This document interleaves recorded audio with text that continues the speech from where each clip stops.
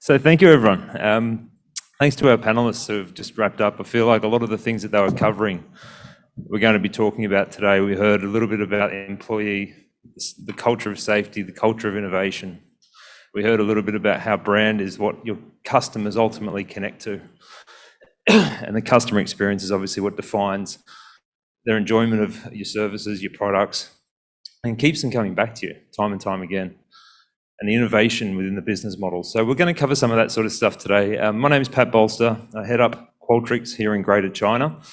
For those of you who aren't familiar with us, we're actually a software platform.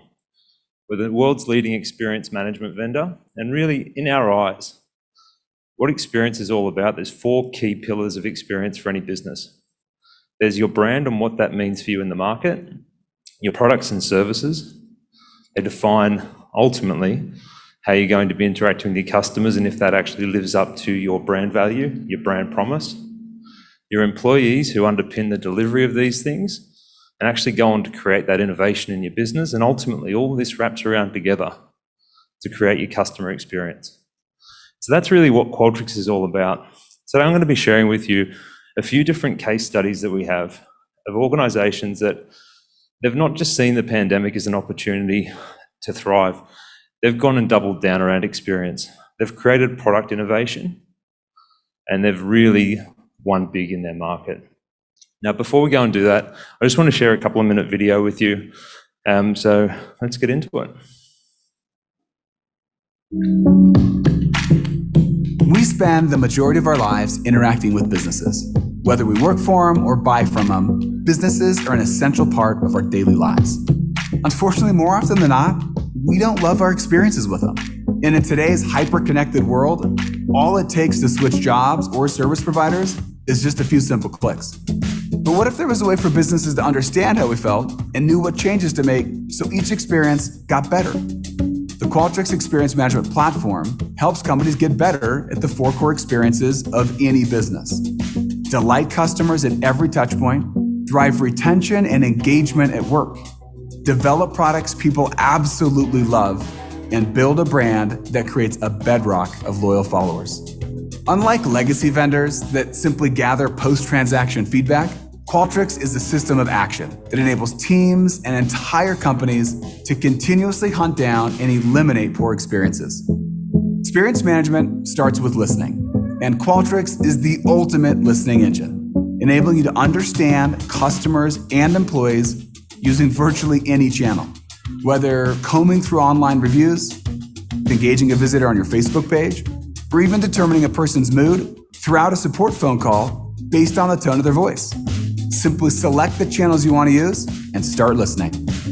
As experience data flows into the platform, Qualtrics automatically analyzes it, making it easy for everyone to understand exactly how customers and employees feel, and most importantly, what to do about it. And by forecasting the financial impact of possible improvements, teams now know exactly where to focus. They can also use Qualtrics to predict satisfaction levels by modeling trade-offs on things like employer benefit packages or even possible product bundles. Qualtrics makes it drop-dead simple for your teams to get it right every time. Most importantly, Qualtrics helps you develop a culture of action by automatically creating recommendations and routing them to the people in the best position to take action. Imagine every employee, from the front lines to executives, receiving push notifications right on their phone the moment opportunity for improvement comes up. Take BMW. Customers who drop off their vehicles for service get status updates on their phone. If the customer replies with a complaint, the feedback is immediately and automatically routed to the customer service rep, a mechanic, or the service manager, depending on the issue. These notifications can be sent through Slack, Messenger, chat, email, Zendesk, Salesforce, or any other system that your team already uses.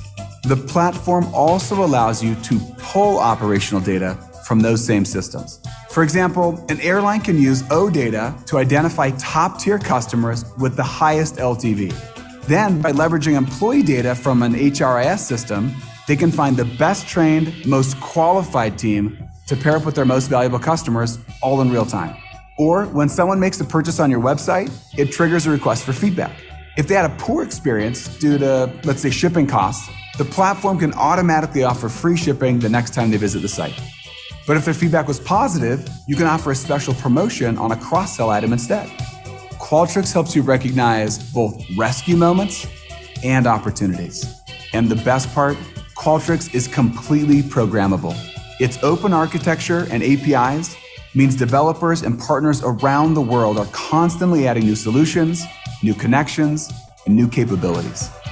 The Qualtrics XM platform is the system of action to help businesses eliminate poor or frustrating experiences and create more of the moments that turn customers into fanatics, employees into ambassadors, products into obsessions, and brands into a religion.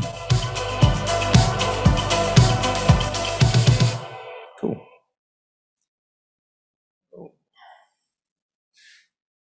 So ladies and gentlemen, you can see we're a business that's all about experience, right?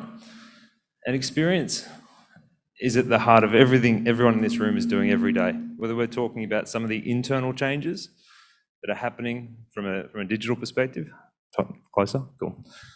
Whether we're talking about some of the internal changes that are happening, and the rate of change inside everyone's organisation here is rapid. If you look at the McKinsey research around digital transformation, we're talking 7 years of transformation in 12 months.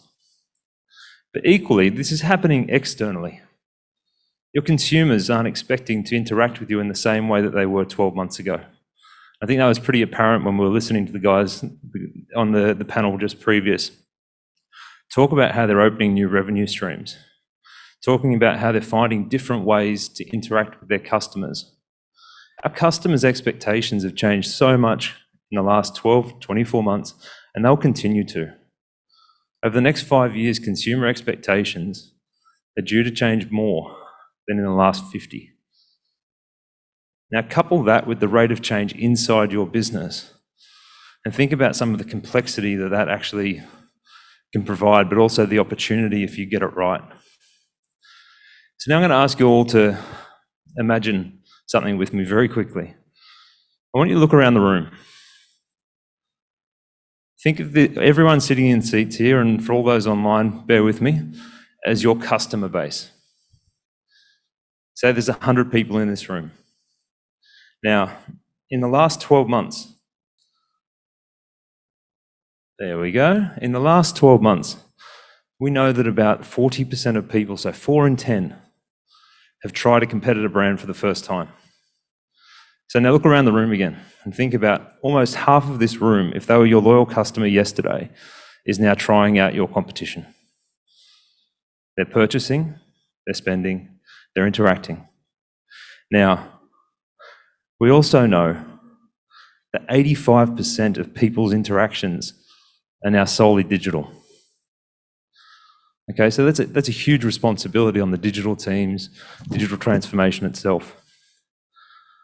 And unfortunately, about 80% of consumers feel underwhelmed. They're not satisfied with the digital experience that's being delivered to them. Now, if you put yourself in the CEO's shoes, CFO, CRO, anyone in the C-suite, think about the risk in your business. 4 in 10 of your customers are looking at competitor brands. Your digital experience has a 1 in 5 shot of being up to standard. So there's a big risk, right? But also with risk, there's massive opportunity. Okay, so there's many, many organizations out there who have seen the last 2 years, the last 5 years, as a time to grow. How do we go and get market share? We're going to cover a couple of really unique case studies about this, but I just want to really emphasize the point. Market share is up for grabs.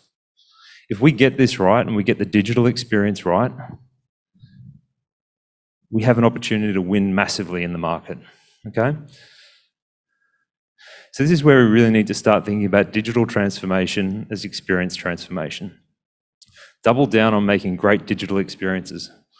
Double down on actually innovating through our products by connecting with our customers so that we're reinventing that experience at a faster rate than our competitors, and we're eating their market share. Now, forgive the pun, but I want to talk about Uber Eats. Everyone here is familiar with Uber Eats, I assume. They've been in business for quite a few years, part of the Uber family. The pandemic rolls around. Everyone's staying at home. No one is getting a taxi anywhere. No one really wants to get into a taxi with somebody or an Uber with somebody they don't know. They don't know their hygiene or anything like that, and it presents all sorts of risks to that individual. Uber was at crisis point. They laid off 15% of their staff globally within a month of the pandemic hitting. So they had to think about, how do we redesign experiences and redesign our product offering to engage our customers and continue to engage those customers. So Uber Eats is a really interesting part of their group where they were able to, by using Qualtrics, quickly connect with their customer base, understand what their brand meant to their customers, understand what types of offerings they'd be more willing to think about. We're all now used to contactless delivery. This was innovated through the use of Qualtrics and asking their customers, how do we make you feel more comfortable using our product and our services? But they didn't stop there. They did groceries, alcohol, and a really cool one, I thought, was pharmaceuticals. So I don't know if people are aware on Uber Eats, I'm not sure you can do it in Hong Kong, but in other parts of the world, they've started doing pharmaceutical drop-offs. As a result of this innovation and continued innovation, they didn't just do it once, they've continued to experiment. We heard Eric talking about experimentation just before. They've continued to do this, continued to innovate. And as a result of this, they've been able to maintain a phenomenal growth rate, 152% year on year. And for a business of this size, like growing when you're at this sort of scale is a challenge to start with, but to hit that sort of growth rate through product innovation is just phenomenal. And it's not just Uber, right? Another customer of Qualtrics who's done an amazing job of this, Airbnb. Same sort of challenge, all right? I don't know if everyone's familiar, but Airbnb actually floated in December 2019. It was one of the most high floats of that year. $100 billion valuation. Little did they know, 90 days later, the world was going to stop and they're a travel business, right? Imagine putting yourself in the seat of the CEO, you've just taken your business to market, you've got a $100 billion valuation, and then the pandemic comes through and nobody wants to go on a holiday anymore. Nobody can go on a holiday. So no one's doing these short-term rentals. No one's using their experience products. So again, they used Qualtrics, they challenged their customers, they connected with their customers to find out, how do we create a service model that you're going to be comfortable with? How do we innovate our product in a way that's actually going to mean that you re-engage with our brand and continue to engage? So I don't know if anyone's been on Airbnb lately, but they now offer long-term rentals. That was an innovation through their research on Qualtrics. Pardon me. They also, if you've used Airbnb experiences before, which is a really cool feature that they have, where if you were traveling, you go and meet a local person in a market and they show you around and they immerse you in the culture. Now, they're consumers, at the end of the day, are travelers who love to immerse themselves in culture. They were able to bring this experience online. And now it's one of the biggest growth areas of their organization, where they're offering digital experience where a traveler who can't travel can still immerse themselves in a culture and do it from the comfort of and the safety of their own home. Now, resulting from this, their share price has grown 22% in the last 12 months, or 24 months, I should say, since they floated. Now, again, for an organization this size with the challenges that they had, like I wouldn't have bet on them 12 months ago or 24 months ago. I'd be selling.